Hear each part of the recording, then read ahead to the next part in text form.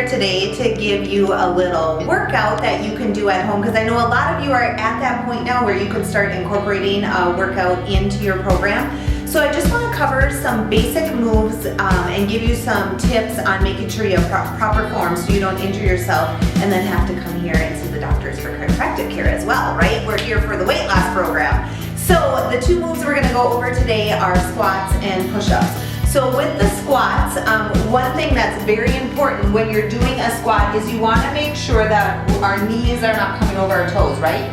So I always like to say keep the toes light in your shoes and the weight is in the heels of your foot, which forces your body to go back, and keep the knees maybe in line like with half of your foot or more back towards your ankles. So we want to keep those toes light, which does not allow us to come forward this way, right? And then when you come up, you want to stand up nice and tall, give those glutes a squeeze, and then you're going to go back down, okay? Now, if you notice that you're having trouble staying back, where you're going to start to lose your balance in this position to get back that far, then what you're going to do is come up against the wall, and you're just going to tap that butt up against the wall, which is going to force you to sit back again, right? So you get that good form.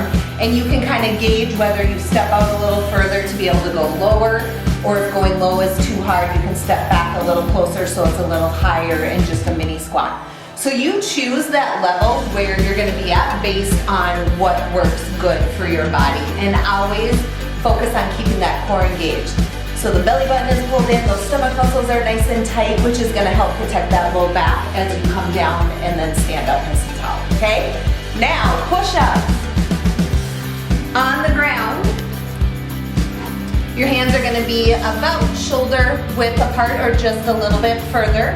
And then you're going to want to make sure you've got that nice straight line as you're coming nose, chest, and hips and pushing back up, okay? Core still engaged, or we're down on our knees.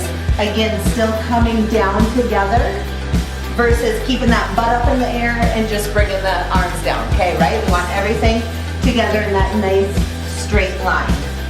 Or again, another option would be by a chair, so you're more inclined as you're coming down and pushing up.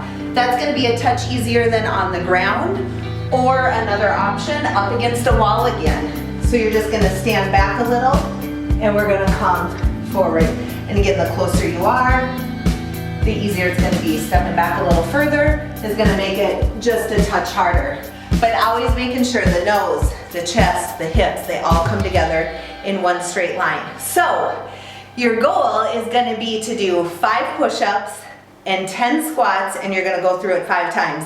So get the workout in and then come back and comment that you did it, so we can all help hold each other accountable to getting some exercise in.